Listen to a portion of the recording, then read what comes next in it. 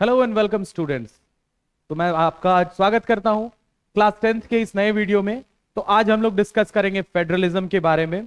अभी काफी दिन हो गए थे, बहुत दिनों के बाद हमें मौका मिला है कि हम लोग फिर से वीडियोस अपलोड कर सकें। तो उम्मीद करता हूं कि जैसा प्यार और सपोर्ट आपने पहले दिखाया था, आप अभी भी वैसे ही हम लोगों को सपोर्ट करेंगे। तो चलिए ठीक है, फेडरलिज्म जो है इसको हम लोग स्टार्ट करते हैं और डिटेल में एक एक चीज समझते हैं।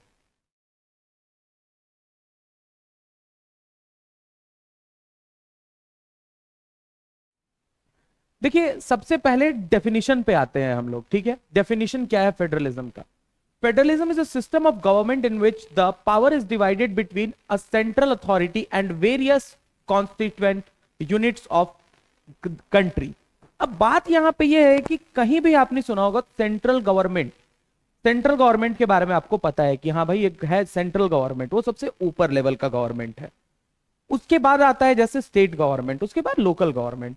तो ये जो पावर को जब हम लोग वर्टिकली डिवाइड करते हैं ना किसी गवर्नेंस में, तो ये फेडरलिज्म का एक एग्जाम्पल अच्छा सेट होता है। तो फेडरलिज्म का एक और मतलब आप समझ जाए कि वर्टिकल डिस्ट्रीब्यूशन या डिवीजन ऑफ पावर। हॉरिजॉन्टल आप पहले से जानते हैं, एग्जीक्यूटिव, लेजिस्लेचर एंड जुडिशियरी, ये हॉरिजॉन्टल है, आप पहले से जानते हैं। लेकिन आज जो आप जान रहे हैं ना, वो क्या है सर? वो वर्टिकल है, सेंट्रल गवर्नमेंट, स्टेट गवर्नमेंट और फिर लोकल गवर्नमेंट। अब इसको और डिटेल में अगर हम जानते हैं, federation has two levels of government. तो यहां पे टू की जगह पे मैं एक चीज और ऐड करना चाहूंगा, टू और मोर। टू और मोर, टू और मोर लेवल्स ऑफ गवर्नमेंट होते हैं फेडरेशन में। ठीक है, यानी कि जरूरी नहीं कि सिर्फ सेंट्रल गवर्नमेंट हो और स्टेट गवर्नमेंट हो सकता है एक थर्ड लेवल ऑफ गवर्नमेंट भी वहां पे बनाया जा सकता है, फॉर्म किया जा सकता है, लोकल गवर्नमेंट, राइट। तो इसको आप याद रखिए कि federation has two levels of government, two और more levels of government. One is the government for the entire country that is usually responsible for a new subjects of common national interest. ठीक है, अब बात यहां पे है कि central government अकेले अगर चाहे तो आप पूरे देश की जो जरूरतें हैं, जो डिमांड्स हैं, उसको फुलफिल नहीं कर सकती है। ठीक है, लोकल लेवल पे या स्टेट लेवल पे एक गवर्नमेंट का होना बहुत जरूरी है, ताकि वहां पे भी डिमांड्स को, प्रॉब्लम्स को सॉल्व किया जा सके। ठीक है, तो अब आप समझ चुके हैं कि किसी भी देश के गवर्नेंस में, डेमोक्रेटिक स्ट्रक्चर में, अगर वन लेवल ऑफ गवर्नमेंट के अलावा दो हो या दो से ज्यादा हो, दो या तीन हो, तो वो एक फेडरल स्ट्रक्चर है। आगे बात समझ में? The others are governments at the level of provinces or states that look after much of the day-to-day administering of their states. Very simple. पहला तो आपने जान लिया कि यहां पे सबसे ऊपर में जो है भाई, वो क्या है? Central government. Central government, right. इसका काम क्या है? सेंट्रली एडमिनिस्टर करना, पूरे देश को देखना। उसके बाद यहां पे बताया गया the other governments are at the level of provinces or states. उसके अलावा इसके नीचे जो गवर्नमेंट्स होंगे ना सर, वो होंगे क्या? तो स्टेट लेवल हो सकते हैं, स्टेट लेवल गवर्नमेंट्स हो सकते हैं, या थर्ड एक और यहां पे हो सकता है आपका टियर, ये हो सकता है किस चीज का सर? ये होगा आपका province, provinces, right. Province level पे एक और गवर्नमेंट जो है हम लोगों को देखने को मिलेगा। समझ में आ गया? तो ये सब कुछ इसलिए है ताकि ईज ऑफ गवर्नेंस रह सके। हर चीज का प्रेशर हम लोग सेंट्रल गवर्नमेंट को नहीं दे सकते हैं, और हर चीज को जो है सॉल्व करने के लिए ये जरूरी नहीं है कि सेंट्रल गवर्नमेंट ही आकर के प्रोविंशियल लेवल पर स्टेप्स ले काम करे। इसीलिए फेडरल स्ट्रक्चर जो है वो एक आइडियल स्ट्रक्चर है। चलिए और देखते हैं। Both these levels of government enjoy their power independent of the other. और हां, एक बात और इंपॉर्टेंट है कि आप चाहें तो डेफिनेशन लिखने के अलावा भी आप कहीं पे यूज कर सकते हैं कि ये जो दोनों जो आप देख रहे हैं ना सर, ये दोनों लेवल्स ऑफ गवर्नमेंट जो है, ये हो गया हमारा क्या? First year. ये फर्स्ट ईयर गवर्नमेंट है, ये सेकेंड टीयर गवर्नमेंट हो गया, और ये सर हो गया हमारा third tier, third tier of government हो गया। तो ये जो तीन अलग अलग टीयर्स हैं, इनमें ये जो दो है ना, इनके अपने पावर्स भी होते हैं, अपने सेपरेट पावर होते हैं कि अपने नियम भी बना सकते हैं, उसको भी अभी आप हम लोग जाकर के देखेंगे कि कहां कहां ये जो है, ये जो दोनों टीयर्स हैं, खास करके जो सेकेंड टीयर है, स्टेट लेवल है, उसमें हम लोग क्या नियम बना सकते हैं, क्या नहीं बना सकते हैं, उसको समझना काफी आसान होगा। चलिए थोड़ा आगे बढ़ते हैं। अब बात करते हैं यूनिटरी एंड फेडरल गवर्नमेंट। तो क्या है ना कि फेडरल तो आप समझ चुके हैं कि एक वर्टिकल डिस्ट्रीब्यूशन है पावर का। यूनिटरी क्या होता है? यूनिटरी ये है कि यूनिटरी में पूरे देश को एक ही गवर्नमेंट रूल करेगी। तो क्या ये पॉसिबल है? नहीं, ये उतना भी आसान नहीं होने वाला है कि पूरे देश को एक ही गवर्नमेंट जो है वो रूल कर सके। तो यूनिटरी सिस्टम, फेडरल सिस्टम, दोनों के बीच के डिफरेंस को अब आप थोड़ा बहुत समझने लग गए हैं। थोड़ा और डिटेल में समझते हैं अब। Federations are contrasted with unitary government under unitary system. There is only one level of government or the sub units or subordinate to the central government. तो सर ये जो यूनिटरी गवर्नमेंट है ना, उसमें सिर्फ याद रखें कि एक लेवल ऑफ गवर्नमेंट होता है। एक ही गवर्नमेंट का काम रहेगा कि हम लोग जो है हर तरह से हर लेवल ऑफ जो भी गवर्नेंस है उसको मैनेज करें, देखें, चलाएं। तो ये उतना कुछ खास आइडिया नहीं है। अगर गवर्नमेंट होंगे भी तो उनके सबऑर्डिनेट गवर्नमेंट होंगे। अब सबऑर्डिनेट, और इसके पहले वाले पेज में हमने देखा, उसमें हमने देखा है कि क्या है, प्रोविंशियल लेवल पे अपने गवर्नमेंट है। Both these levels of government enjoy their power independent of the other. यहां पे देखा हमने फेडरल सिस्टम में देखा कि वो लोग इंडिपेंडेंट है, ये सेकेंड लेवल और थर्ड लेवल ये लोग इंडिपेंडेंट है अपने पावर्स को यूज करने के लिए। लेकिन वही यहां पे हम लोग देख रहे हैं यूनिटरी में जब एग्जांपल दिया गया है तो ये दिया गया है कि there is only one level of government और the sub units are subordinate to the central government. ठीक है, the central government can pass an order, ठीक है, ऑर्डर टू द प्रोविंशियल और द लोकल गवर्नमेंट। अब हम लोगों को यह भी जानना है कि यहां पे जब एक यूनिटरी गवर्नमेंट और एक फेडरल गवर्नमेंट साथ मिलकर के काम करते हैं तो चीजें कैसे होती हैं, काम कैसे हो रहा है सर? तो सेंट्रल गवर्नमेंट जो है ना वो क्या कर रहा है, ऑर्डर्स पास कर सकता है। किसको? तो अपने जो भी उसके नीचे में जो गवर्नमेंट है उनको पास कर सकता है। टू द प्रोविंशियल और the local government order pass कर सकता है। ठीक है, कि आप लोग इस काम को करो। इंडिपेंडेंटली वो लोग तो काम कर ही रहे हैं अपने डेवलपमेंट के, लेकिन ये लोग भी ऑर्डर्स पास कर सकते हैं। अब देखो इन अ फेडरल सिस्टम क्या है। In a federal system the central government can not order the state government to do something.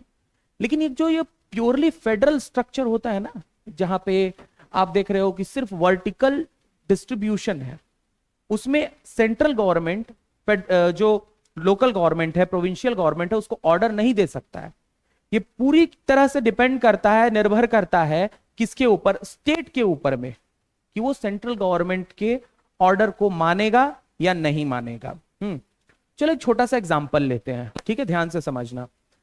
अभी हम लोगों को पता है कि अमेरिका में, यूनाइटेड स्टेट्स ऑफ अमेरिका में ये जो है एक फेडरल स्ट्रक्चर को फॉलो करते हैं वो लोग। ठीक है, कहने का मतलब है कि जो सेंट्रल गवर्नमेंट ने कहा, वहां के सेंट्रल गवर्नमेंट ने जो स्टेट गवर्नमेंट को कहा, जरूरी नहीं है कि स्टेट गवर्नमेंट वो मान ले। ठीक है, वो लोग अपना जो है खुद से डिसीजंस अपने लेते हैं। अब यही मान लो कि भारत में आते हैं तो भारत में ऐसा नहीं होता है। अब बोलोगे सर भारत में भी तो आपने बताया जैसा उस हिसाब से फेडरल स्ट्रक्चर है। तो याद रखना, अमेरिका एक प्योरली फेडरल स्टेट है, फेडरल कंट्री है, वहां पे पूरा का पूरा फेडरल स्ट्रक्चर ही है। हमारे यहां पे सिर्फ फेडरल नहीं है, हमारे यहां पे यूनिटरी गवर्नमेंट के भी जो है फीचर्स वो हमारे पास हैं, और एक फेडरल स्ट्रक्चर भी है। ठीक है, ये दोनों को मिला करके हमारे जो गवर्नमेंट है उसको तैयार किया गया है। हमारा जो डेमोक्रेटिक स्ट्रक्चर है ये यूनिटरी गवर्नमेंट और फेडरल गवर्नमेंट दोनों से मिलकर के बना है। यूनिटरी के भी गुण है, फेडरल के भी गुण है। अब इसको हम लोग ऐसे एक एग्जांपल से भी समझ सकते हैं। पहले ये देख लेते हैं।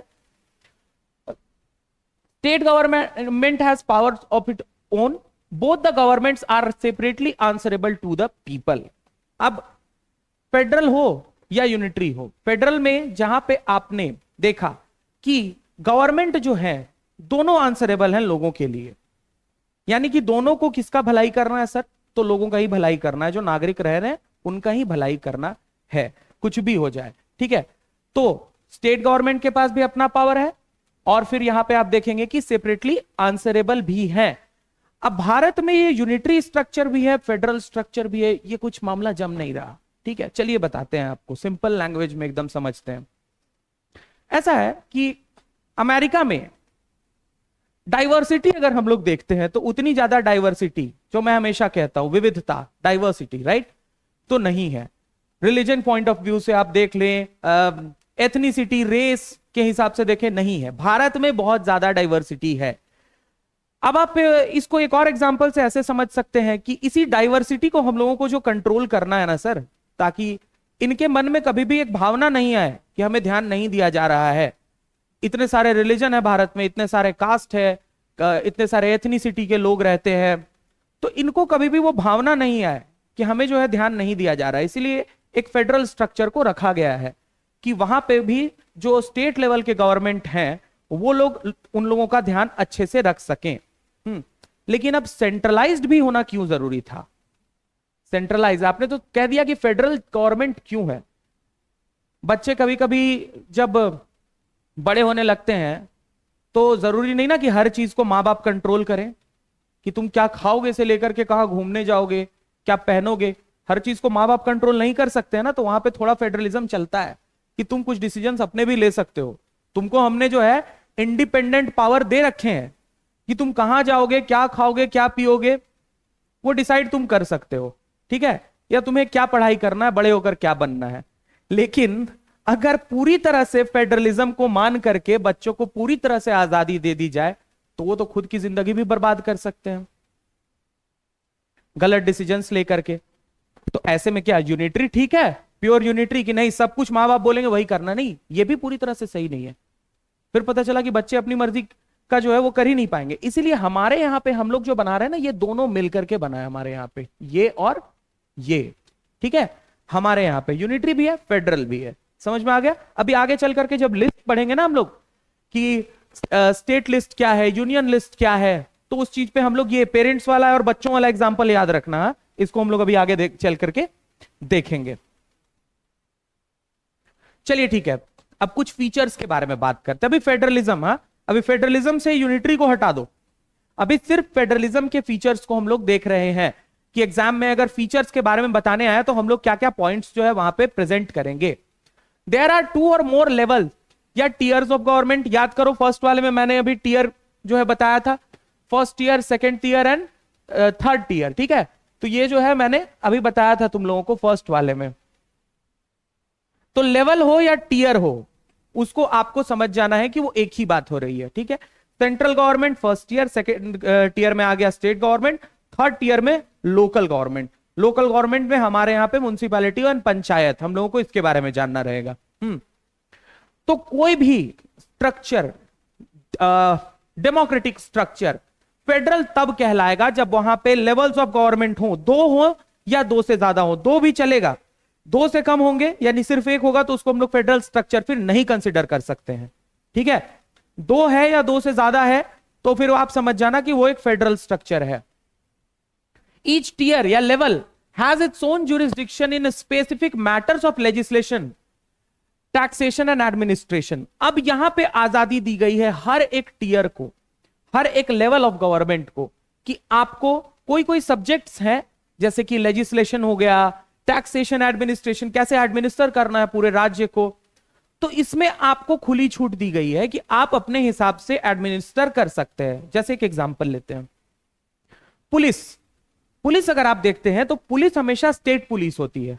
ठीक है, आप किसी भी राज्य में होंगे तो वहां पे जो पुलिस एडमिनिस्ट्रेशन है ना सर, वो स्टेट के पास होता है। ठीक है, यानी कि स्टेट उस मैटर को कंट्रोल करता है कि पुलिस यहां पे क्या डिसीजन लेगी। आपने बहुत सारे केसेस में सुना भी होगा कि जैसे भी बंगाल में चल रहा था, संदेश खाली वाला मुद्दा चल रहा था, तो उसमें जानबूझकर के सीबीआई को क्यों इन्वॉल्व किया जा रहा था? क्योंकि सीबीआई है सेंट्रल ब्यूरो ऑफ इन्वेस्टिगेशन।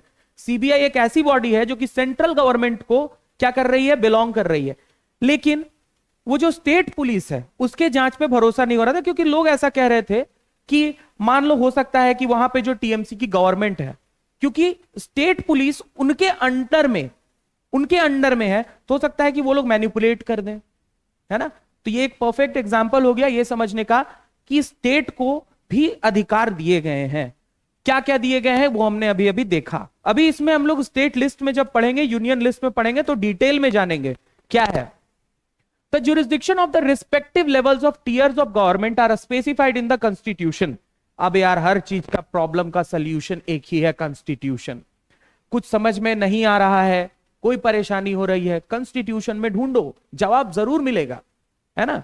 अब मान लो जैसे कि कॉन्स्टिट्यूशन में ही हमारे जो है राइट्स के बारे में बताया गया है, ठीक है ना, बताया गया है, डायरेक्टिव प्रिंसिपल्स के बारे में बताया गया। तो ये पूरा का पूरा जो कॉन्स्टिट्यूशन में जो बात जो लिखी हुई है, ये कहीं ना कहीं है कि एक देश में क्या नियम बने हुए हैं, हम लोगों को क्या क्या मानना है, हम लोगों को क्या मिला है, प्लस उसके साथ में यह भी बताया गया है कि जहां पे आप फंस जाओ कहीं पे, तो आप वहां पे कौन से स्टेप्स जो है आप ले सकते हैं।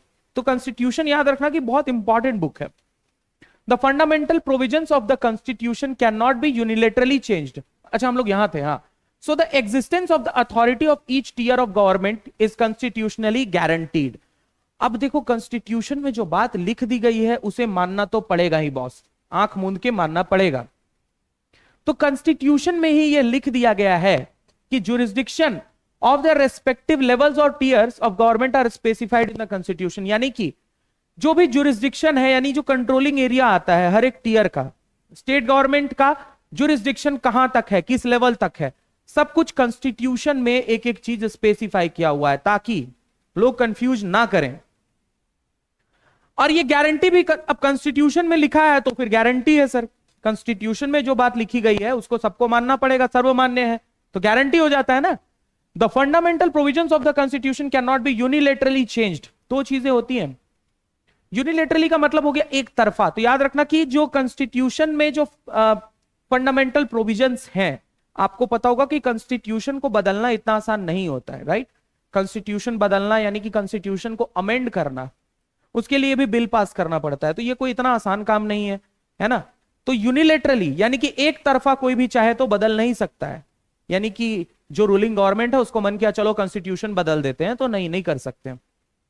लोकसभा राज्यसभा में जो मेंबर्स बैठे हैं ना, वो तो हर पार्टी के है ना, जरूरी थोड़ी है कि वो सिर्फ एक रूलिंग पार्टी के है उसी में के सारे मेंबर्स घुस गए वहां पे, नहीं, वहां पे अपोजिशन भी है और अपोजिशन के सपोर्ट की जरूरत है। तो कभी भी याद रखना कि कॉन्स्टिट्यूशन में कोई अमेंडमेंट हो तो उसके लिए गवर्नमेंट को सिर्फ अकेले हम लोग दोष नहीं दे सकते हैं, अपोजिशन वाले भी जो है ना वो भी उसमें जरूर, वो लोग भी वोटिंग कर रहे होंगे तभी जाकर के वो पास हो पाया है। अभी जैसे कि महिला आरक्षण, अभी इसके आगे वाले चैप्टर में जेंडर, रिलीजन एंड कास्ट, उसमें तुम लोगों को उसके बारे में पढ़ने को मिलेगा। महिला आरक्षण कि भाई जो विमेन है उसको भी आरक्षण मिलना चाहिए पॉलिटिक्स में, जैसे कि पार्लियामेंट में ऑब्वियसली। तो ये चीज जो है बहुत सालों से ये बिल अटका हुआ था, तो इसे भी इस बार पास कराया गया, ठीक है ना, इसे इस बार पास कराया गया। तो इसको तो लोगों ने फुल सपोर्ट दिया, लोकसभा में ये पूरे मत से पास हो गया। शायद राज्यसभा में सिर्फ दो मेंबर्स ने सिर्फ इस पे इसके अगेंस्ट वोटिंग की थी, लेकिन फिर भी देखो पास कर दिया। तो कोई ये तो नहीं बोल सकता है ना कि ये जो प्रेजेंट में रूलिंग गवर्नमेंट है इसने ही इस नियम को लाया है, यार हमारे ऊपर थोप दिया है, इंपोज कर दिया है, हम लोग ये नहीं कह सकते हैं। एक्सेप्ट करना पड़ेगा कि उसे अगर पास किया गया है पार्लियामेंट से, और ऐसा नहीं कि पार्लियामेंट से पास होकर के वो पार्लियामेंट के बाद वो बिल जो है वो एक्ट बन गया, नियम बन गया, नहीं सर, लॉ बन गया, ये नहीं होता है, प्रेसिडेंट के पास भी जाता है। तो ये जो है बहुत ही एक लंबा चौड़ा प्रोसीजर है। तो यूनिलेटरली यानी कि एक तरफा होकर के अपने बल पे इसको बदलना काफी मुश्किल है। कॉन्स्टिट्यूशन में जो प्रोविजंस हैं, courts have the power to interpret the constitution and the power of different levels of government, it acted as an umpire। अब कोर्ट, हमारा जो जुडिशियरी है, इसी के पास पावर है कि जो कॉन्स्टिट्यूशन में जो बातें लिखी गई हैं उसको इंटरप्रेट करना, मतलब कि उसके अनुसार जो है चीजों को बताना कि ये सही है या गलत है, उसका मतलब बताना, तो ये कोर्ट के पास ही पावर है। कॉन्स्टिट्यूशन में लिखा है कि अगर आपसे कोई गलती हो गई तो आपको भारतीय दंड संहिता के अनुसार जो है ये दंड दिया जाएगा। लेकिन क्या आप खुद से पढ़ करके जाकर के जेल में खड़े हो जाओगे? नहीं ना, ये काम कौन करेगा? ये काम हमेशा जुडिशियरी करेगी। तो ये जुडिशियरी को पावर दिया गया है सर कि वो कॉन्स्टिट्यूशन को इंटरप्रेट करे और डिफरेंट लेवल ऑफ गवर्नमेंट के पास क्या क्या पावर है उनको भी पढ़ करके वो बताए। अब एक स्टेट गवर्नमेंट सेंट्रल गवर्नमेंट का जो मैटर है सर, उसमें इंटरफेरेंस नहीं कर सकता है, नहीं कर सकता है वो, ठीक है। ये सारा चीज हम लोग फेडरलिज्म के फीचर्स के बारे में समझ रहे हैं। हाँ, थोड़ा और आगे देखते हैं।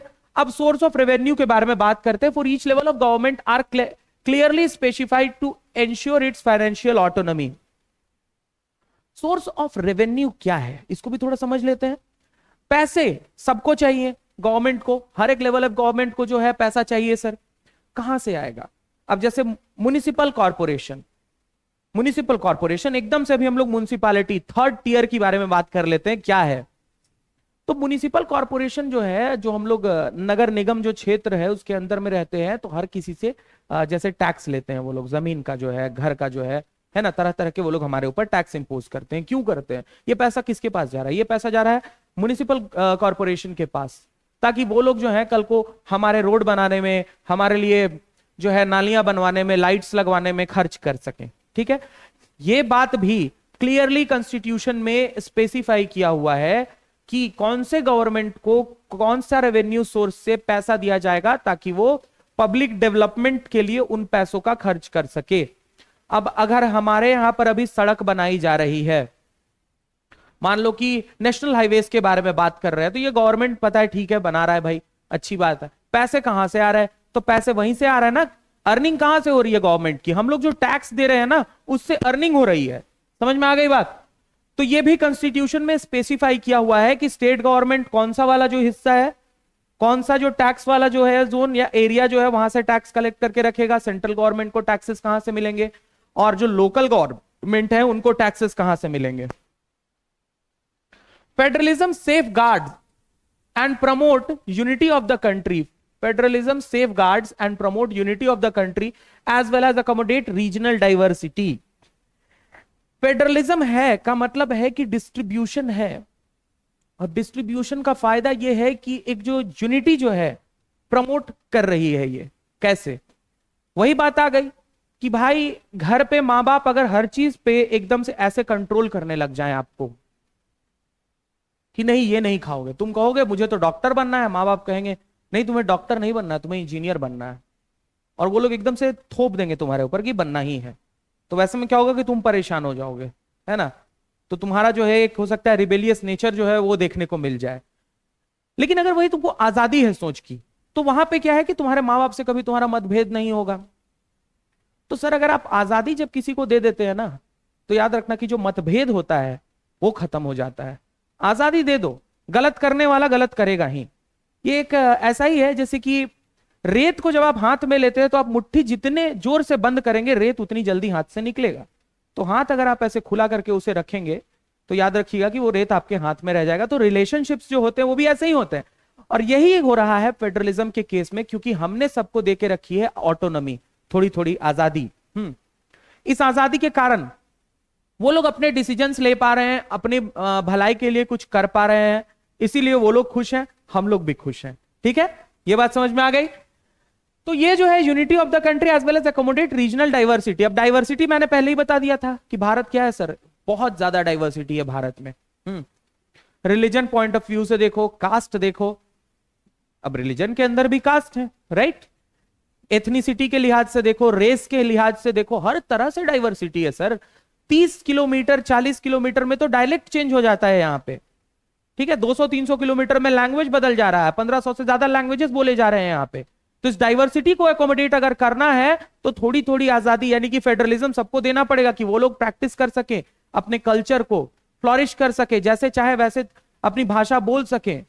तो वो फेडरलिज्म यूनिटी के साथ साथ इसका मतलब यही है कि डाइवर्सिटी को भी बचा करके रखे हुए है। अब भारत में डाइवर्सिटी के कारण फेडरलिज्म का होना भी जरूरी था, लेकिन ऐसा नहीं कि पूरा ही फेडरल बना दें। वैसा पता चला कि पूरा फेडरल स्ट्रक्चर अगर रख देंगे तो कल को कोई समुदाय है बोलेगा हम लोगों का अलग देश बना दो, तो ये भी सही नहीं होगा। इसलिए यूनिटरी भी है, फेडरल भी है।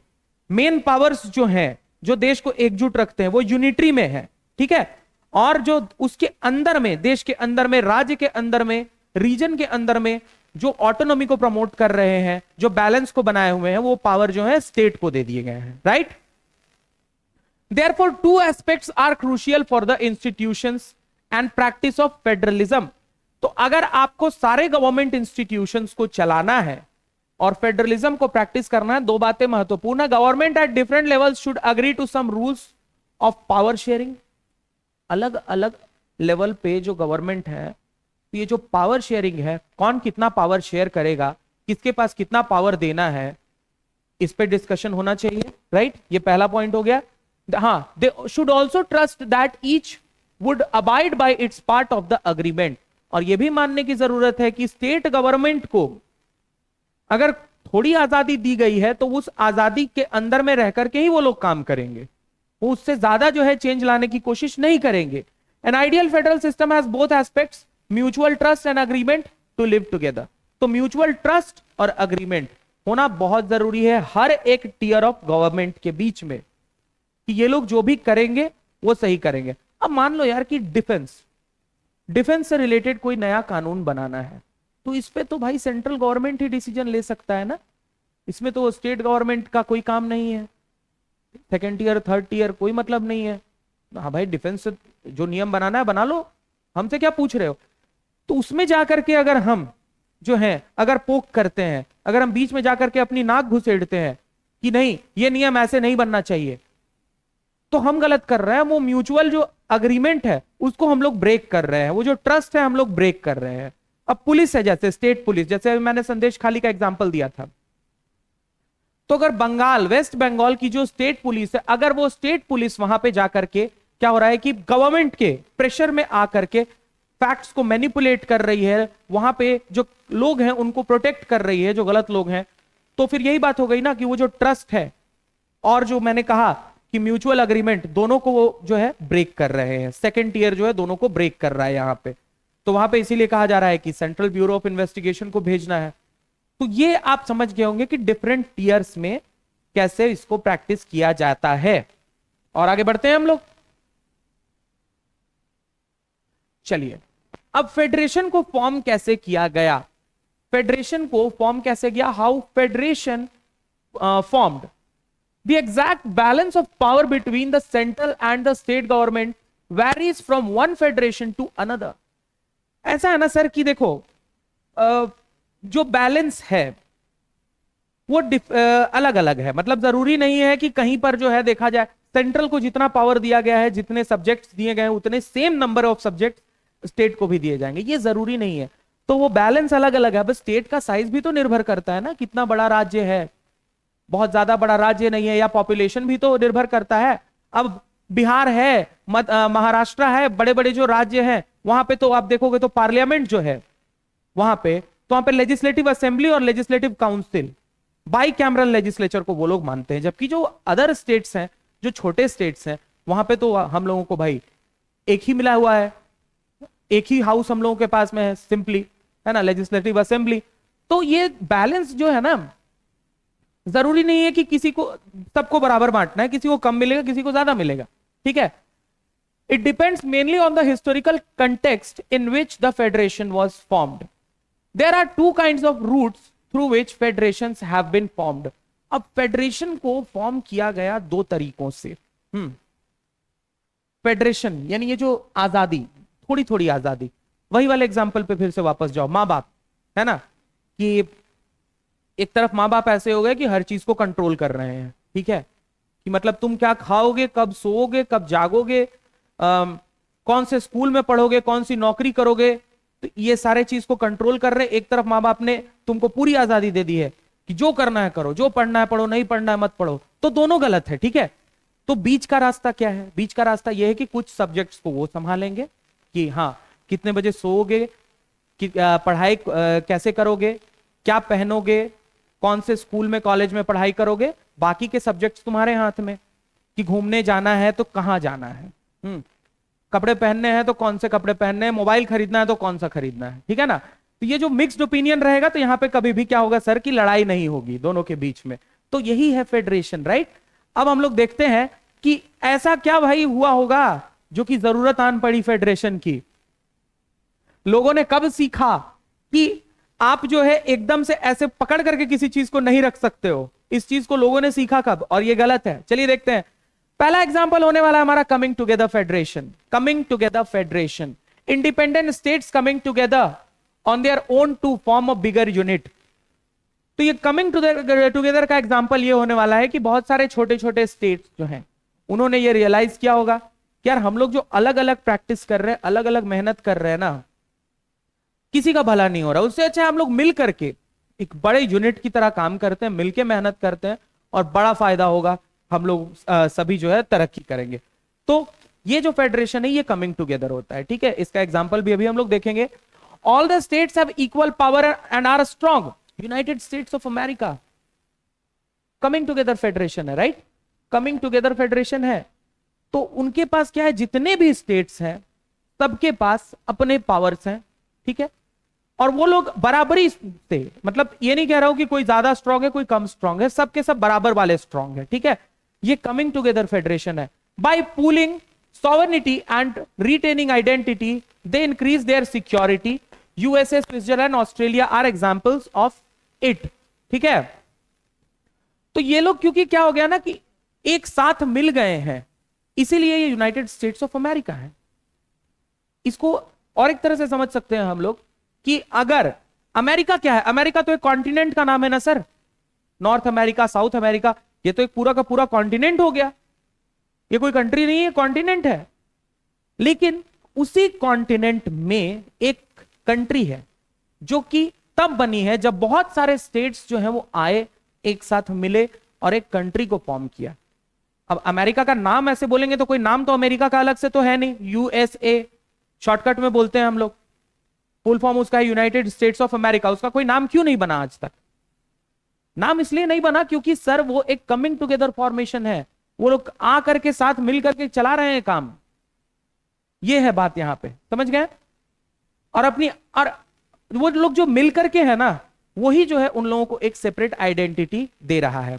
भारत में ये चीज अलग है, अभी देखेंगे हम लोग। होल्डिंग टुगेदर फेडरेशन, एक हो गया कि सब लोग मिल करके आकर के एकजुट होकर के उन्होंने देश बना लिया, एक फेडरेशन बना लिया।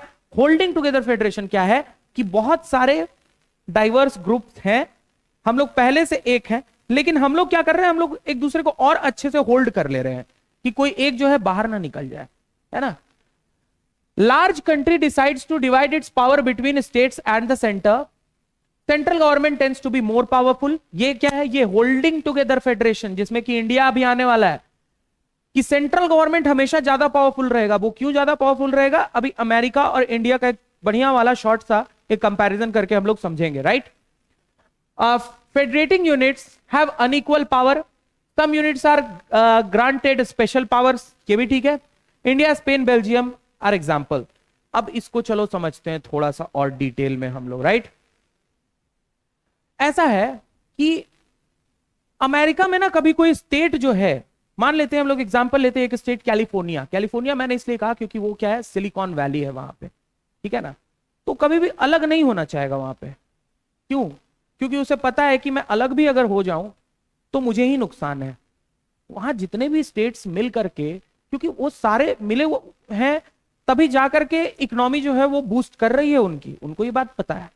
और क्यों अलग होंगे, उनमें कोई खास डाइवर्सिटी तो है नहीं, एक ही लैंग्वेज बोलते हैं, एक ही जैसे दिखते हैं, मतलब एथनिसिटी की तो कोई बात ही नहीं रह गई, रेस का भी कोई ज्यादा टेंशन रहा नहीं, ज्यादा वहां पे डाइवर्स रेसेस है भी नहीं, लैंग्वेज एक ही बोलते हैं। अब हमारे यहाँ रिलीजन मोस्टली एक ही है, क्रिश्चियनिटी को फॉलो करते हैं। हमारे यहाँ देखो यार, रिलीजन देखो 4-5 रिलीजन ऐसे ही मिल गए। लैंग्वेज पहले ही बता चुका हूं, ठीक है। लैंग्वेज के बाद बात करते हैं रेस, तो रेस भी लोगों का अलग अलग है। मतलब आप 500-600 किलोमीटर जो है ट्रैवल कर जाओ अगर, तो देखोगे कि लोगों का जो चेहरा है, बॉडी स्ट्रक्चर है, वो हमारे से अलग मिलने लगता है, स्किन कलर तक बदल जाता है। तो ये जो है इतना कुछ डाइवर्स है हमारे पास में। तो अमेरिका वाले अलग नहीं होंगे, ये पता है उन लोगों को, ठीक है। लेकिन हमारे में क्या है ना, हम लोग अगर होल्ड करके नहीं रखेंगे, इस फेडरेशन को होल्ड करके नहीं रखेंगे, अलग अलग राज्य को, अलग अलग जो डाइवर्स लोग हैं उनको, तो ये लोग बोलेंगे चलो ठीक है हमको अलग कर दो, देश बना दो अलग से। ये प्रॉब्लम है, समझ में आ गई बात। और इसीलिए सेंट्रल गवर्नमेंट को ज्यादा पावर दे दिया गया है। मतलब मां बाप के पास कंट्रोल है पूरा का पूरा, ठीक है। मतलब यह है कि तुम भले तुमको आजादी मिल गई हो बेटा कि तुम जा करके कहां पिकनिक जाना है वो तुम डिसाइड करोगे, क्या पहनना है वो डिसाइड करोगे, कौन सी नौकरी तुम बड़े होकर करोगे वो माँ बाप नहीं तुम डिसाइड करोगे, लेकिन अगर तुम एकदम से जाकर के खड़े होकर के बोल दो उनके सामने एक बार कि अब मैं बड़ा हो गया हूं, अब मैं इंडिपेंडेंट हूं, तो मैं आप लोगों से नहीं पूछूंगा, तो वहीं पे चप्पल से मार खाओगे। ठीक है, यही चीज है कि हम लोगों को इसीलिए सेंट्रल गवर्नमेंट हमारे यहां भारत में जो है वो सबसे ज्यादा पावरफुल है, ताकि फेडरेशन को अगर कोई ब्रेक करना चाहे, कहे कि नहीं भाई अलग कर दो, मुझे मुझे अलग कर दो, ये तुरंत में यहां से ऐसे करके कंट्रोल कर ले। बोले ऐसे कैसे, ऐसे कैसे, आजादी मिल रही है ना। मैं खालिस्तान के बारे में बात कर रहा हूं, जैसे कि वो लोग डिमांड कर रहे हैं एक सेपरेट नेशन की, राइट। ठीक है, तो ये तो गलत डिमांड है भाई, है ना, ये तो गलत डिमांड हो जा रही है, तो इसीलिए इनको रोका जा रहा है। कोई भी हो, जैसे मैती समुदाय का अभी जो है मामला चल रहा था, नहीं हम लोग अलग कर सकते हैं, क्योंकि हम लोग क्या कर रहे हैं, होल्डिंग टुगेदर है, और यहां पे इसीलिए सेंट्रल गवर्नमेंट को ज्यादा पावर देकर के रखा गया है, ताकि कोई इस तरह का मामला आए तो उसको कंट्रोल किया जा सके। I hope you understand. What makes India a federal country. अब इंडिया अ फेडरल कंट्री, ठीक है, देखो सबसे पहले तो इंडिया में हम लोग एक सेंट्रलाइज्ड स्ट्रक्चर को फॉलो करते हैं, ये बात क्लियर कर देते हैं। तो बहुत सारे लोगों को ये क्वेश्चन देख करके लग जाता है कि अच्छा इंडिया फेडरल स्टेट है, इंडिया फेडरल कंट्री है। नहीं, ऐसा नहीं है, हम लोग सेंट्रलाइज्ड स्ट्रक्चर को ही फॉलो कर रहे हैं, लेकिन उस सेंट्रलाइज्ड स्ट्रक्चर के अंदर में जो फेडरल कैरेक्टरिस्टिक्स डाले गए हैं, तो फिलहाल हम उसके बारे में बात कर रहे हैं कि कौन से सेंस में इंडिया को भी एक फेडरल कंट्री कहा जा सकता है। तो हम लोग अभी इस बारे में बात करने वाले हैं, right. The independent Indian constitution declared India as a union of states, right? Union of states. Although it did not use the word federation, the Indian Union is based on the principles of federalism. दोनों बातें mix हो गई। India क्या है, एक union of states है, ठीक है, यूनियन गवर्नमेंट जैसे कि है यूनियन गवर्नमेंट, तो स्टेट्स को यूनाइट करके जो बनाया गया है वही यूनियन ऑफ स्टेट्स हो गया। लेकिन ये तो कहीं नहीं लिखा गया था कि ये फेडरेशन है ना, ये एक फेडरल स्ट्रक्चर है, ये तो कहीं नहीं लिखा गया था ना, है ना। लेकिन principles, based on the principles of federalism, ये बात लिखी गई है। देखो हम लोगों का ना शुरू से बड़ा ही हाइब्रिड सिस्टम रहा है ना, मिक्स्ड। देश जब हमारा आजाद हुआ था, तो जो उस समय जो गवर्नमेंट में जो लोग थे, वो लोग बड़ा हाइब्रिड काम कर रहे थे, अच्छा कर रहे थे, बुरा नहीं कर रहे थे, अच्छा कर रहे थे। अब जैसे एक एग्जांपल देता हूं मैं, हम लोगों को ये शुरू से पता था कि हम लोगों को कैपिटलिस्ट इकोनॉमी को बिल्ड करना है, कैपिटलिस्ट इकोनॉमी को बिल्ड करना है, ठीक है। लेकिन एक जो हमने सीखा, जैसे यूएसएसआर, ऑब्वियसली उससे हमने एक प्लान जो है वो बोरो कर लिया, 5 ईयर प्लान। और वहां पे उस वक्त क्या होता था ना कि वो लोग 5 ईयर प्लान बनाया करते थे, ठीक है। तो हमने वो 5 ईयर प्लान वाला आइडिया जो है कहां से चुराया सर, एक कम्युनिस्ट कंट्री से चुराया है, ठीक है। या आप कह लो कि कम्युनिस्ट आइडियोलॉजी वो है, सोशलिस्ट कम्युनिस्ट आइडियोलॉजी को हमने वहां से चुराया है। और कैपिटलिज्म से हम लोग जो है देश को आगे बढ़ा रहे हैं, इकोनॉमिक डेवलपमेंट करके, इन्वेस्टमेंट करके, ठीक है। तो ये डिफरेंस है हमारे में और बाकी सभी देशों में। वो तो हाइब्रिड सिस्टम हो गया ना कि दोनों साइड से जो है हम लोग ऐसे थोड़ा थोड़ा लेकर के अपना काम चला रहे हैं। तो यही चीज हमने बहुत पहले से करते आ रहे हैं कि यूनिटरी भले हम लोग हैं, लेकिन फेडरेशन से बोरो करने में क्या बुराई है, क्या बुराई है कि हम लोग फेडरेशन से भी कुछ बोरो कर ले। अगर हम लोग कॉन्टिनेंटल खाना खा रहे हैं किसी रेस्टोरेंट में बैठ करके, या एकदम से प्योर मतलब मान लो कि देसी खाना खा रहे हैं, बीच में थोड़ा यार 1-2 स्लाइसेस पिज्जा ले लेने में क्या प्रॉब्लम है, बोलो कोई गलत है? नहीं ना। कहने वाले कहेंगे यार ये खा रहे हो, देसी खाना खा रहे हो, साथ में पिज्जा खा रहे हो, कोई प्रॉब्लम नहीं है, राइट। यही चीज यहां पे दर्शाया जा रहा है कि based on principles of federalism, जैसे हमने कैपिटलिस्ट इकोनॉमी बिल्डअप करने के पूरे के पूरे प्लान की में भी कुछ कुछ जो है वो विचारधारा जो कि कैपिटलिस्ट के बिल्कुल अपोजिट है, उसको भी हमने वहां पे इंक्लूड किया। जो अच्छा है उसको रख लो, सीधी बात है, जो अच्छा है उसको रख लो। आईपीएल का टीम बना दो भाई, सीधी बात। किसी भी देश का है, प्लेयर अच्छा है उसको लो, अपनी टीम में लो। चेन्नई सुपर किंग्स है तो है, कोई बात नहीं, चेन्नई है, क्या दिक्कत है उसमें? अगर डीजे ब्रावो खेल ही जाएगा तो कोई दिक्कत नहीं है ना। तो यही चीज है कि जो अच्छा लगे उसको रख लो। ये बड़ा ही अच्छा हाइब्रिड सिस्टम हमारे यहाँ पे शुरू से रहा है, जो कि बड़ा अच्छा लगा है। We can see that all the key features apply to the provisions of the Indian constitutions. अब देखो, अब लिस्ट के बारे में जानते हैं, ठीक है। और देखो जो भी बनाया गया है हमारा फेडरल सिस्टम को, जो भी हमारा डिजाइन किया गया है, तो याद रखना कि इसको भी कॉन्स्टिट्यूशन के प्रोविजन के अंतर्गत ही बनाया गया है, उसमें कोई भी बाहरी छेड़छाड़ नहीं किया गया है। समझ में आ गई बात? थोड़ा अब बात करते हैं, चलो ठीक है, अब थोड़ा आते हैं फिर से पेरेंट्स और बच्चों के डिस्कशन पे, राइट? तो चलो तुम्हारे ही बारे में बात कर लेते हैं, तुम लोगों के बारे में बात कर लेते हैं कि तुम चाहोगे, तुम क्या डिसीजंस लो और माँ बाप तुम्हारे क्या चाहेंगे। मान लो जैसे कि स्कूल, कौन से स्कूल में तुम पढ़ाई करोगे, कौन से कॉलेज में पढ़ाई करोगे, ये डिसीजन भले तुम्हारे माँ बाप का हो सकता है, लेकिन तुम्हें बड़े होकर के क्या बनना है ये डिसीजन तो तुम्हारा होगा ना।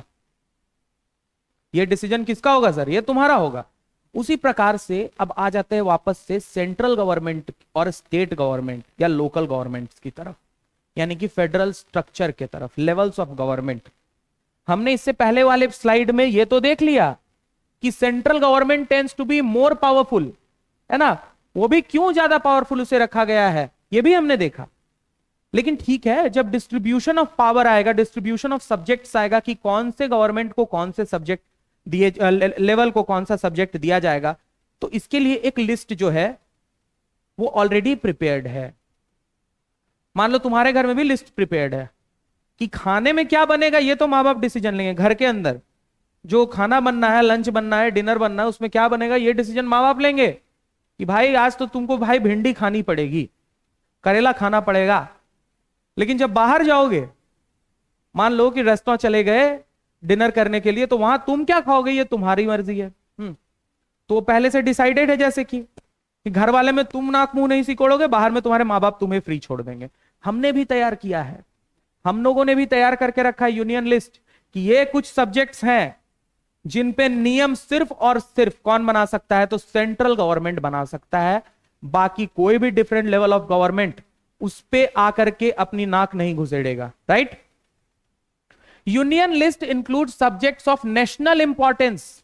अब जो नेशनल इंपॉर्टेंस के जो सब्जेक्ट्स हैं, जैसे डिफेंस मैंने क्यों कहा था, अब यार कोई बंदा रहता है, मान लो कि मध्य प्रदेश में रहता है, भारत में एकदम से मतलब बीच में वो स्टेट है, वहां से वो चाहेगा कि जो डिफेंस है ना, गवर्नमेंट जो डिफेंस के लिए मान लो कोई नया बजट तैयार कर रही है, उसको डर लग रहा है, गवर्नमेंट को डर है कि हाँ भाई इधर से चाइना से अटैक हो सकता है, तो इस बार हम लोगों को आने वाले 1 साल 2 साल 3 साल 5 साल डिफेंस का बजट हाई रखना होगा, थोड़ा प्रोक्योरमेंट करना पड़ेगा, मिसाइल्स का, जेट्स का, जो कुछ भी डिफेंस के लिए जरूरी है। तो गवर्नमेंट ने अगर बजट बढ़ाया, क्योंकि गवर्नमेंट को पता है हमें खतरा है पड़ोसी से, राइट? तो इसमें एक मध्य प्रदेश का बंदा या मध्य प्रदेश के गवर्नमेंट में कोई मिनिस्टर होगा, तो वो क्या वहां जाकर ज्ञान दे सकता है? नहीं दे सकता। क्यों? क्योंकि ये जो सब्जेक्ट है ना सर, नेशनल इंपॉर्टेंस का है। तो नेशनल इंपॉर्टेंस के इसी प्रकार से जितने भी सब्जेक्ट्स आएंगे, है ना, एक्सटर्नल सिक्योरिटीज, इंटरनल सिक्योरिटीज, वो सारे के सारे किसके पास रहेंगे सर? वो रहेंगे हमेशा सेंट्रल गवर्नमेंट के पास में। जैसे क्या क्या? Defence of the country, foreign affairs, banking, communication and currency, they are included in this list because we need a uniform policy on these matters throughout the country। अब एक और कारण है कि इन सब्जेक्ट्स को यूनियन लिस्ट में रखा गया है। यूनियन लिस्ट मतलब कि एक ऐसी लिस्ट जिसमें कि जितने भी सब्जेक्ट्स लिखे गए हैं उसको सेंट्रल गवर्नमेंट ही कंट्रोल करेगी। क्यों? क्योंकि अब इसमें यह चीज और दिया गया है कि इन मैटर्स पे, इन सब्जेक्ट्स पे जो भी पॉलिसी का निर्धारण किया जाना है, तो उसमें इक्वालिटी की जरूरत है, कहीं ज्यादा कहीं कम नहीं होना चाहिए, राइट? पूरे देश को साथ लेकर के चल रहा है। टैक्सेशन है तो टैक्स तो पूरे देश से सेम इंपोज किया जाएगा ना, कि किसी राज्य में कम कर दिया जाएगा तो कहीं पे देखा जाएगा कि उस समुदाय के लोग से टैक्स मत लो। अगर कोई इनकम टैक्स स्लैब में आ रहा है तो उसके बाद वो किसी भी समुदाय का हो, किसी जाति का हो, किसी धर्म का हो, कोई भाषा बोलने वाला हो, क्या फर्क पड़ता है? देना पड़ेगा ना, वो तो देना पड़ेगा। बैंकिंग, बैंक में नियम जो है भाई, बैंक के मान लो कि जैसे इंटरेस्ट पर लोन देना, ये भी तो सबके लिए बराबर है ना, ये तो सबके लिए बराबर है। तो इसीलिए इनको दे दिया गया है भाई सेंट्रल गवर्नमेंट को। The union government alone can make laws on these subjects. और यूनियन गवर्नमेंट को जब लॉ बनाना है तो वो खुद जो है अपनी मर्जी से नियम ये लोग जो है, लॉ जो है ये लोग बना सकते हैं। समझ में आ गई बात? थोड़ा और आगे बढ़ते हैं। State list. स्टेट लिस्ट का मतलब, आ जाओ किसी एक स्टेट को पकड़ के बैठ जाओ, है ना, जो तुम्हारा स्टेट है उसको पकड़ करके बैठ जाओ अच्छे से और सोचो कि हाँ अब यहां पे ये जो सब्जेक्ट्स दिए गए हैं इन पे नियम खाली मैं बनाऊंगा, कोई आकर के बाहर से इंटरफेयर नहीं करेगा। कैसे नियम क्यों बना रहे हो? तो state list contains subjects of state and local importance such as police, trade, commerce, agriculture and irrigation. फिर से एक बार एग्जांपल पे चलते हैं, पुराने वाले पे वापस। अब मान लो बड़े होकर के तुमको क्या बनना है, बड़े होकर के तुमको क्या बनना है, ठीक है, ये तो तुम खुद डिसाइड करोगे ना, ये तो खुद डिसाइड कर लोगे। बाहर रेस्टोरेंट में बैठ गए, मेन्यू हाथ में है, क्या खाना है यहां से, ठीक है, तो वो तुम्हारे हाथ में है। अभी वहां पे भी अगर मेन्यू तुम्हारे पापा छीन के देख लेंगे, नहीं नहीं ये नहीं खाना है, ये सबको यही खाएगा, यार मूड खराब हो जाएगा। तो स्टेट का भी वही है कि स्टेट लिस्ट में ये जो है कुछ कुछ सब्जेक्ट्स, अगर इनको भी अगर यूनियन गवर्नमेंट अगर कंट्रोल करने लग जाए, यूनियन लिस्ट में डाल दिया जाए, तो ये लोग तो नाराज हो जाएंगे, बोलेंगे हम लोग को भाई रखे काहे हो फिर, है ये बात है। तो police, trade, commerce, agriculture and irrigation, ये सारा का सारा किस में आता है? स्टेट लिस्ट में आता है। The state government alone can make laws relating to the subjects mentioned in the state list. State government, याद रखना कि इन पे खुद अकेले ही नियम बना सकता है, उसे कोई रोकने वाला नहीं है, जो भी नियम बनाना है वो बना सकता है, ठीक है, आ गई बात समझ में। इसीलिए कहीं पे भी, जैसे बहुत सारे केसेस में आज तक हो चुका है कि जब कोई बड़ा कांड होता है तो सेंट्रल गवर्नमेंट को स्टेट पुलिस पे भरोसा नहीं होता है। उनको ये लगता है कि क्या पता ये लोग जो है गवर्नमेंट वाले लोग, हो सकता है स्टेट पुलिस को मैनिपुलेट कर दे रहे हो, तो इसीलिए वो लोग क्या भेजते हैं? सीबीआई भेजते हैं। समझ में आ गया?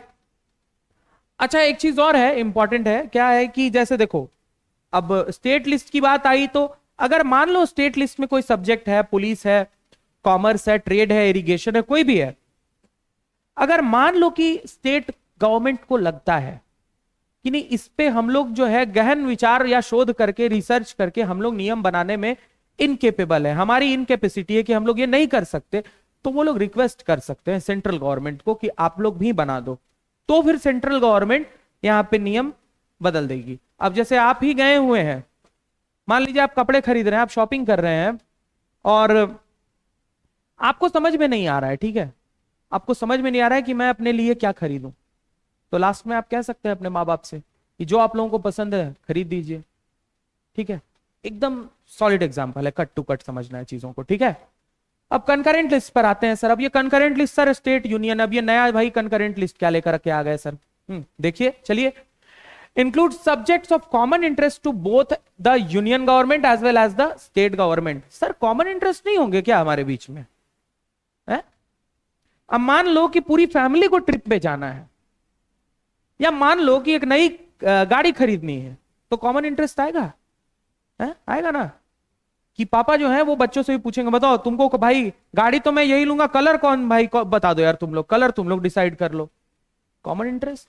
तो वहां पे आप लोग क्या कर रहे हैं? आप लोग और पेरेंट्स मिल करके डिसीजन ले रहे हैं, ठीक है, कि हाँ यहाँ पे गाड़ी पापा आप डिसाइड कर लो, कलर हम लोग डिसाइड करेंगे, बच्चे बोलेंगे कलर हम लोग डिसाइड करेंगे, मम्मी पापा को गाड़ी डिसाइड करने दो।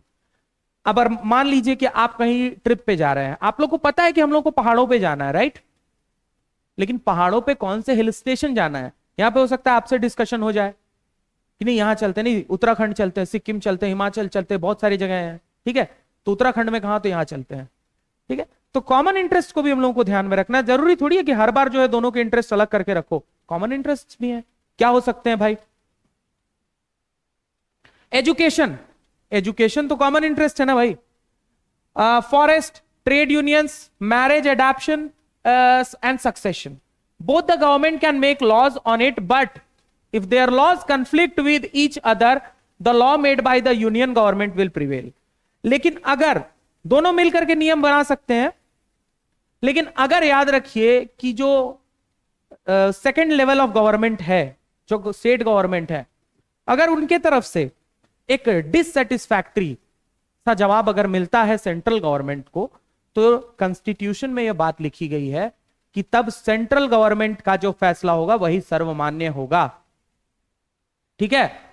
अब मान लेते हैं कि घूमने ही जाना है कहीं पर, ठीक है, आप अचानक से कह देंगे कि ऐसा करते हैं कि चलो पीओके चलते हैं घूमने के लिए, तो वो तो खैर पॉसिबल नहीं है, है ना, लेकिन मान लो कि आप कहेंगे कि चलो कश्मीर में कोई एक ऐसी जगह का नाम ले लेते हैं जहां पे अभी काफी ज्यादा डिस्टरबेंस चल रहा हो, तो उस केस में तो भाई डिसीजन लास्ट में आपके पेरेंट्स का ही सर्वमान्य होगा कि नहीं नहीं नहीं वहां खतरा है, वहां नहीं वहां नहीं वहां नहीं, है ना।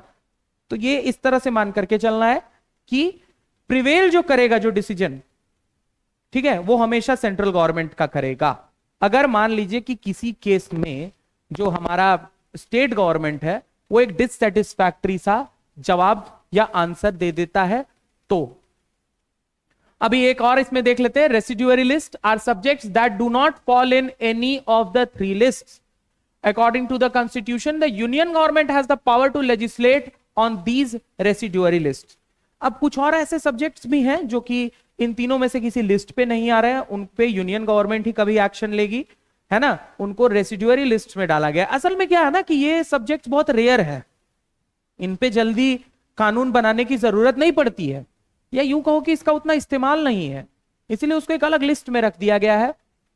अब यहां पे ये भी है कि in holding together federation centre do not give equal and identical power to its constituent units, some states enjoy a special status.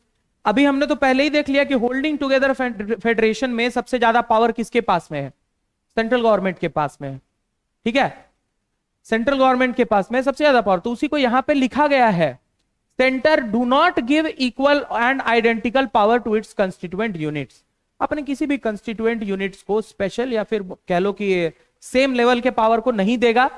हाँ, ये हो सकता है कि कोई एक विशेष राज्य होगा, वहां पे मान के चलते हैं कि अगर कोई अलग तरह की परेशानी चल रही है तो उसको एक स्पेशल स्टेटस दे सकता है, पावर्स ऑफ अ स्टेट, हाँ, स्पेशल स्टेटस दे सकता है। The union territories do not have the powers of a state, the central government has special powers in running these areas. अब जैसे यूनियन टेरिटरीज हैं, इनको क्या है, तो इनको सेंट्रल गवर्नमेंट ही रूल कर रही है, तो यहां पे जो प्रोविजंस कुछ होते हैं किसी नॉर्मल स्टेट से वो अलग होते हैं। जैसे टैक्स को लेकर के, टैक्सेशन को लेकर के यूजुअली प्रोविजंस तुम देखोगे कि यहां पे हमारे यहां पे अलग लेवल पे टैक्स लिए जा रहे हैं, वहां पे कम लिए जा रहे हैं यूनियन टेरिटरीज में, ठीक है, तो वो अलग है। अब यूनियन टेरिटरी क्या है सर, अलग क्यों है, तो देखो कुछ कुछ ऐसे एरियाज होते हैं जिनको कोई स्टेट में भी सम्मिलित नहीं किया जा सकता है, क्योंकि उनका कल्चर जो डिस्टिंक्ट कल्चर है वो एकदम से अलग है, और वो इतने बड़े भी नहीं है कि एक नया राज्य बना दिया जाए। जैसे कि पुडुचेरी, पौंडीचेरी साइज में इतना ज्यादा छोटा है ना कि उसको तमिलनाडु में मिलाया, मतलब वो उसको अलग राज्य नहीं बनाया जा सकता है, लेकिन तमिलनाडु में मिलाया भी नहीं जा सकता है, क्योंकि उस राज्य में जब आप जाते हैं, यूटी में जब आप जाते हैं, तो आप देखते हैं कि यहाँ का कल्चर, यहाँ का हर चीज थोड़ा सा अलग है, ठीक है, फ्रेंच कॉलोनी हुआ करती थी वहां पे पहले, तो ये काफी अलग है, तो आप वहां पे जाकर के कुछ भी कर नहीं सकते हैं। तो इसीलिए जो है यूनियन टेरिटरीज को थोड़ा अलग पावर दिया गया है, इसके लिए भाई दिल छोटा नहीं करना है। अब और देखते हैं, in India parliament can not own its own change, यहां गलत हो गया है, change the power sharing arrangement, ठीक है, any change to it has to be first passed by both the house of parliament. ये सबको पता है, सिंपल है। सिंपल यही है सर कि आपको कॉन्स्टिट्यूशन हो या कोई भी नियम हो, कोई नया लॉ लाना हो, नया एक्ट लाना हो, है ना, बिल जो पहले होता है पार्लियामेंट में इंट्रोड्यूस होता है तो वो बिल होता है, पास हो गया तब वो एक्ट बनता है, तो आप अकेले नहीं कर सकते हो, ये बातें हम लोगों को पता है, ठीक है।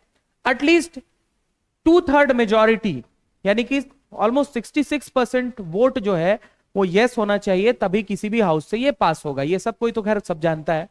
Then it has to be ratified by the legislatures of at least half of the total states। तो जितने भी लेजिस्लेचर्स हैं, मतलब कि स्टेट लेजिस्लेचर्स हैं, उनके हाफ से भी उसको पास होना है ना।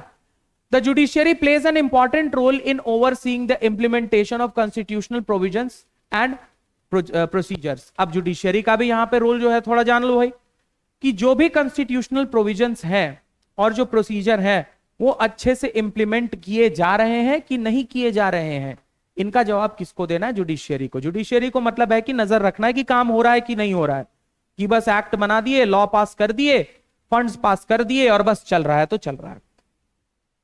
The union government and state government have the power to raise resources by levying taxes in order to carry on the government and responsibilities assigned to each other. Tax लेंगे काम करेंगे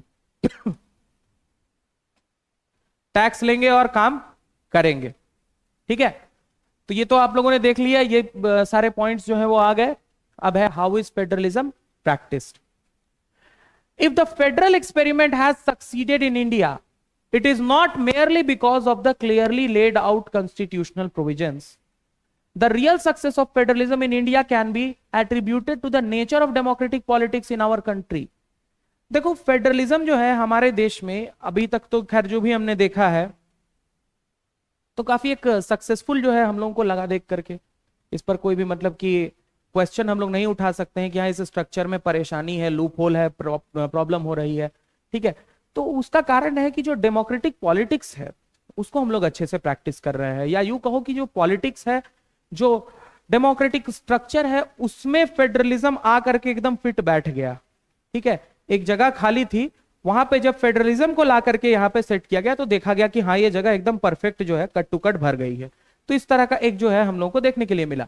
this ensured that spirit of federalism, respect for diversity and desire for living together became shared ideals in our country. और क्या है, क्योंकि diversity इतनी ज्यादा है तो एक दूसरे का रेस्पेक्ट भी होना चाहिए। डाइवर्सिटी है तो रेस्पेक्ट करना पड़ेगा। हम तुम अलग, हमारा तुम्हारा कल्चर अलग हो सकता है, लैंग्वेज अलग अलग हो सकता है, रिलीजन, कास्ट, हर चीज अलग हो सकता है, लेकिन एक दूसरे की रेस्पेक्ट के बिना हम लोग कुछ नहीं है, ठीक है। और ये रेस्पेक्ट जो है फेडरलिज्म की वजह से ही मिल रहा है, ये भी हम लोगों को ध्यान में रखना है, ठीक है। और यही जो है became shared ideals of our country, following are some major ways through which federal system succeeded in India. अब इंडिया में कैसे फेडरल सिस्टम जो है वो सक्सेस कर पाया उसको भी अभी हम लोग थोड़ा देख लेते हैं। पहला है हमारा यहाँ पे लिंग्विस्टिक स्टेट्स। लिंग्विस्टिक स्टेट्स को भी थोड़ा पढ़ लेते हैं फिर बताते हैं। The creation of linguistic states was the first and a major test for democratic politics in our country. In 1947, new states were created to ensure that people who spoke the same language lived in the same state. देखो पहले south India से ये शुरू हुआ था। Southern part में पहले क्या देखा गया कि पहले तो साउथ इंडिया है ना, उसको तो भाई मतलब लैंग्वेज जो है वहां जो भी तमिल, तेलुगु, कन्नड़ा, मलयाली ये लोग सब बोलते थे। तो पहले कोई ऐसा प्लान नहीं था कि इसको हम लोग को अलग करना है, लेकिन फिर देखा गया कि नहीं, तमिल स्पीकर्स ज्यादा हैं, तेलुगु स्पीकर्स अलग हैं, तो तमिलनाडु को अलग करो। तो फिर यार ये हुआ कि तेलुगु स्पीकर्स को क्यों छोड़ दें, तो उनको अलग किया गया। ऐसे कर करके फॉर्मेशन ऑफ स्टेट्स हुआ। तो शुरू में अगर देखा जाए तो ये जो आइडिया था स्टेट्स को बांटने का, ये बहुत ज्यादा पसंद नहीं किया जा रहा था, लेकिन जब फेडरलिज्म के पर्सपेक्टिव से देखा गया तो देखा गया कि नहीं ये बहुत जरूरी है, ये काफी इंपॉर्टेंट है। 3-4 अगर भाई बहन है तो शुरू में ये आइडिया लग सकता है कि तीनों और चारों को अलग अलग कमरा अगर दे दिया जाए तो चारों में दोस्ती कम हो जाएगी। ये सोचना गलत है, बल्कि ये सोचना सही है कि तीनों चारों को अगर अलग अलग कमरा दे दिया जाए तो इससे क्या है कि उन लोगों में ही कभी आपस में लड़ाई नहीं होगी। तो यही हुआ कि लिंग्विस्टिक स्टेट्स यानी कि भाषा के आधार पर राज्यों का जो बांटना हुआ उसे भी सही ठहराया जा रहा है, गलत नहीं है, और ये बहुत इंपॉर्टेंट है, ठीक है। Some states were created to recognize differences based on culture, ethnicity और geography. कुछ राज्य ऐसे भी किए गए, बांटे गए, हर को भाषा के आधार पर नहीं बांटा गया। भाई कल्चर अलग है, कल्चर मान लो एकदम ही अलग हो जा रहा है, एथनिसिटी और ज्योग्राफी दोनों ही अलग है, बांट दो भाई, ठीक है ना, बांट दो। अब जैसे बात करते हैं अभी तेलंगाना जो रिसेंट में, जो मतलब रिसेंट क्या, अब तो बहुत साल ही हो गए, लेकिन हाँ ठीक है, एक लास्ट एग्जांपल वही है, अलग हुआ।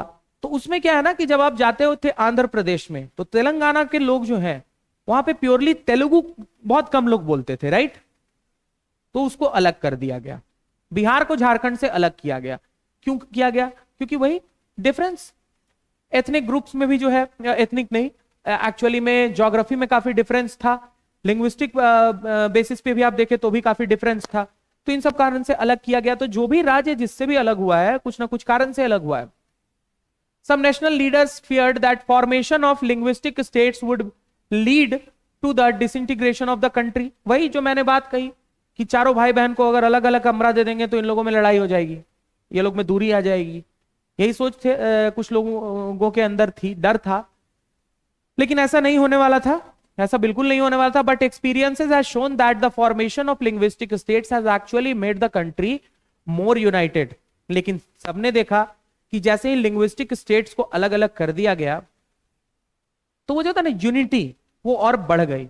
अब जैसे वही बात है कि आप ये सोचोगे कि एक ही राज्य में दो भाषा बोलने वाले लोग अगर रह रहे हैं तो वो कोई सही बात नहीं है। आए दिन उनके बीच में जो है नोक झोंक होते रहेगी, तो वो कोई अच्छी बात नहीं है, ठीक है। और एडमिनिस्ट्रेशन भी काफी इजी हो जाता है इससे। एक कल्चर, एक एथनिक ग्रुप, एक लिंग्विस्टिक ग्रुप के लिए एक गवर्नमेंट अगर है तो सिर्फ उसको उसी के लिए काम करना है, ना कि दूसरे वाले, ना कि ये चेक करते रहना है बीच बीच में कहीं दूसरा वाला हर्ट तो नहीं हो रहा है, दूसरा वाला हर्ट तो नहीं हो रहा है। ये होती है परेशानी, ठीक है। लैंग्वेज पॉलिसी क्या है sir? Our constitution did not give the status of national language to any one language. ये पता होगा मेरे ख्याल से आप लोगों को कि नेशनल लैंग्वेज हमारे यहां पर कोई भी लैंग्वेज नेशनल लैंग्वेज नहीं है। क्यों? Hindi was identified as the official language, but Hindi is the mother tongue of only about 40% of Indians. Hindi को मातृभाषा जरूर कहते हैं हम लोग, लेकिन सिर्फ 40% भारतीय जो है वो हिंदी बोलते हैं। नॉर्थ इंडिया मेनली, और थोड़ा सा बस वो सेंट्रल पार्ट जो है इंडिया का वहां पे। बाकी आप जहां भी जाएं आपको हिंदी लोग नहीं समझते हैं उतना, ठीक है। उन लोगों को भाई आपको उनके लैंग्वेज में या इंग्लिश में बात करनी होती है। Therefore there were many safeguards to protect other languages.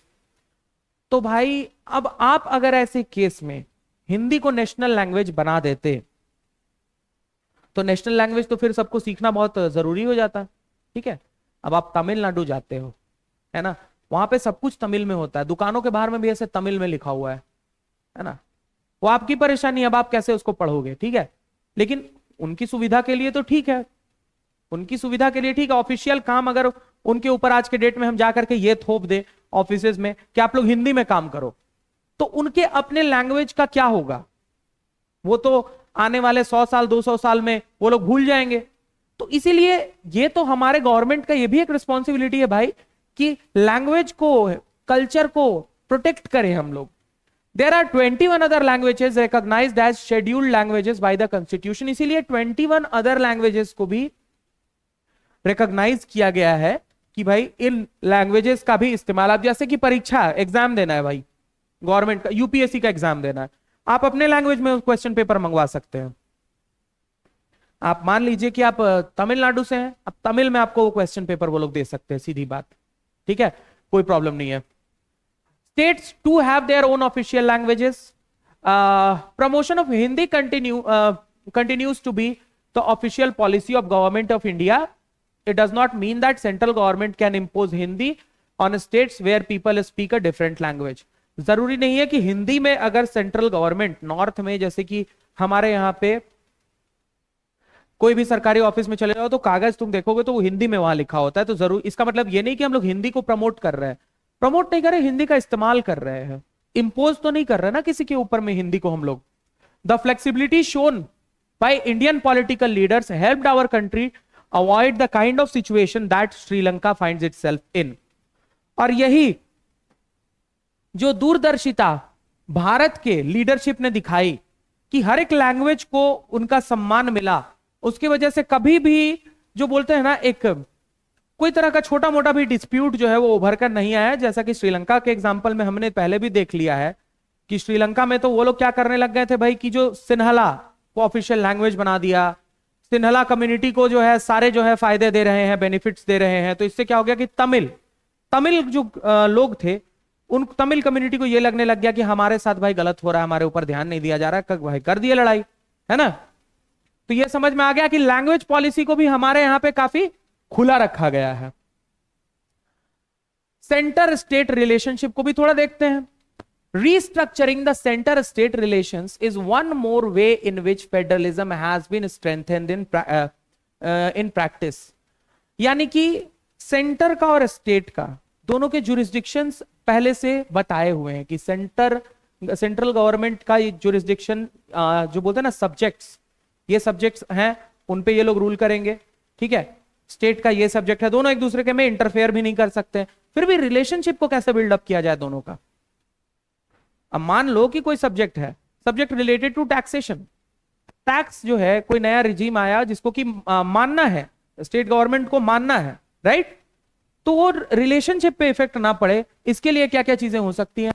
How the constitutional arrangements for sharing power work in reality depends to a large extent on how the ruling parties and leaders follow the arrangement. तो ये भाई पूरा का पूरा depend करता है कि ruling party इस अरेंजमेंट को कैसे चला रही है, ठीक है, उस पे पूरा का पूरा निर्भर करता है। After 1990 coalition governments led to a new culture of power sharing and respect for the autonomy of the state governments.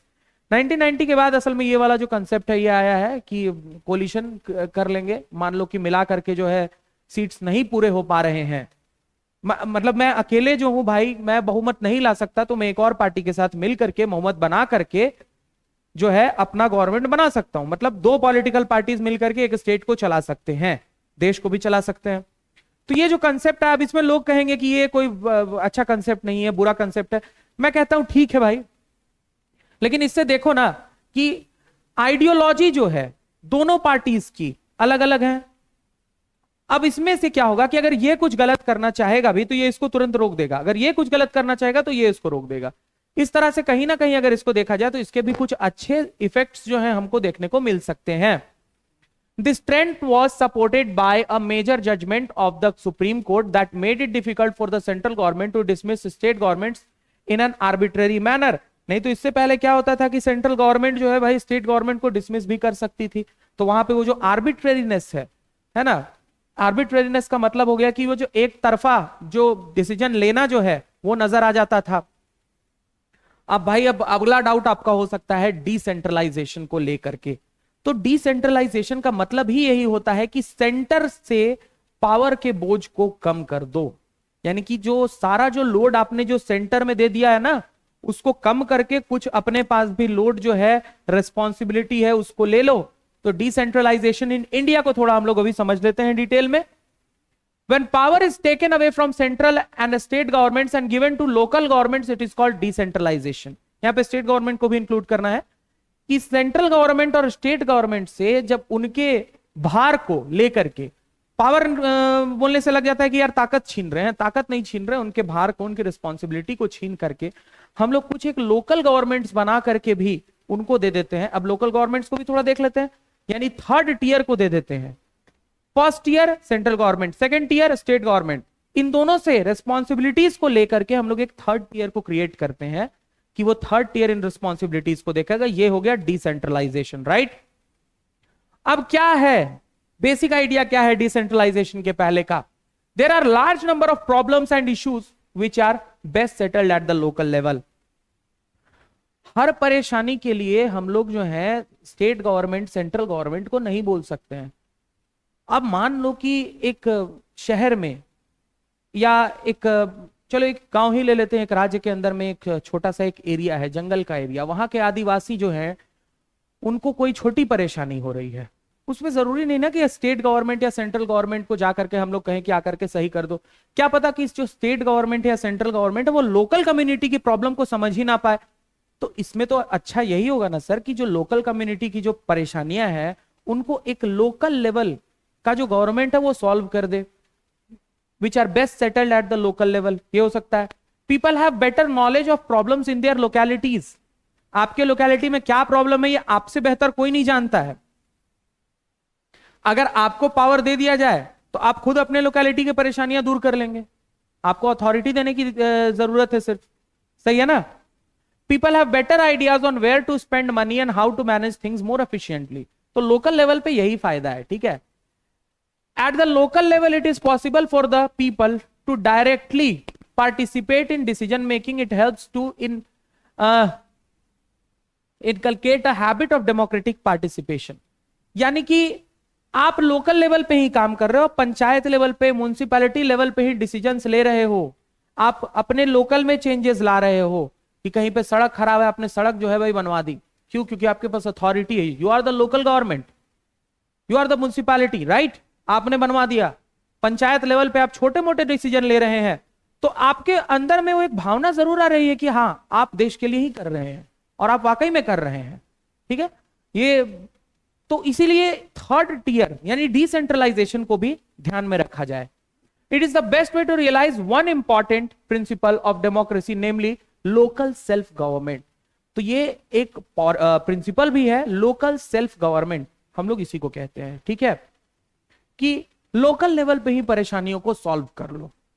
Panchayat में कि झगड़ा हो गया संपत्ति को लेकर के, भाई कोई बंटवारा कराना है, झंझट है हो रहा है, जा करके भाई आप पंच बैठा करके करवा लो, कहीं जाने की जरूरत नहीं है। तो लोकल लेवल पे भी चीजों को सही किया जा सकता है। क्या जरूरत है कि आप जाएं वहां पे जाकर के कोर्ट में, मतलब जुडिशियरी में आप जाकर के अपना टाइम वेस्ट करें, क्या जरूरत है इसकी, है? The need for decentralization was recognized in our constitution. Since then, there have been several attempts to decentralize power to the level of villages and towns. तो जितने भी नए विलेजेस बन रहे हैं, नए टाउन्स बन रहे हैं, सबको जो है वो पावर जो है उसको दिया जा रहा है, ठीक है। बड़े शहर में जाएंगे तो मिलेगा म्युनिसिपल कॉर्पोरेशन, थोड़े छोटे शहर में म्युनिसिपैलिटी, मतलब नाम अलग अलग है, काम एक ही है, ठीक है। उसी तरह से गांव में आपको मिलता है क्या भाई, पंचायत, राइट। तो ये सारा कुछ ऐसे हम लोगों ने देख लिया। अब डिसेंट्रलाइजेशन कैसा था 1992 के पहले, थोड़ा इसको भी समझते हैं।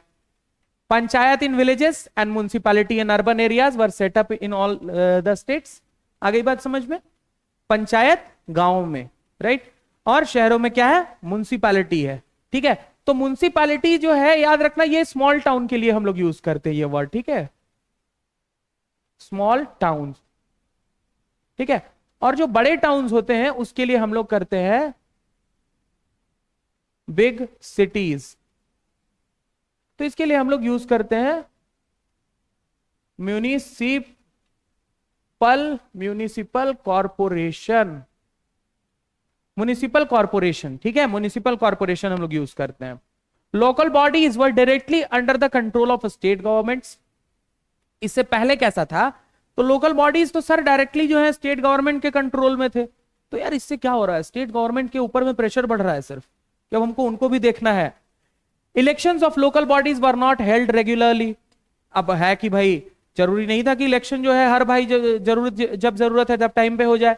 Local governments did not have any power resources of their own, thus there was very little decentralization in effective terms। तो इससे परेशानी यही हो रही थी कि ये जो डिसेंट्रलाइजेशन, मतलब लोकल में कोई गवर्नमेंट नहीं था, थर्ड टीयर जो है उस पर कोई फंक्शनिंग नहीं थी, इसकी वजह से उनको ही परेशानी हो रही थी। तो इसीलिए डिसेंट्रलाइजेशन किया गया और चीजों को आसान कर दिया गया। आई होप कि आपको ये पूरा का पूरा चैप्टर बहुत आसानी से समझ में आ गया होगा। एकदम से डिटेल में हर चीज को मैंने बताने की कोशिश की है, और वीडियो को देखिए और अच्छे से देखिए। डाउट है तो कमेंट्स में पूछिए, नहीं तो आकर के पूछिए, मिल लीजिए मेरे से, लेकिन पढ़ाई में अटकिए मत, ठीक है। ये जो है मैं अब सबसे कहना चाहूंगा, और आज का ये लेक्चर जो है हमारा यहीं पर खत्म होता है। अगली बार फिर से आपसे मिलते हैं। Thank you.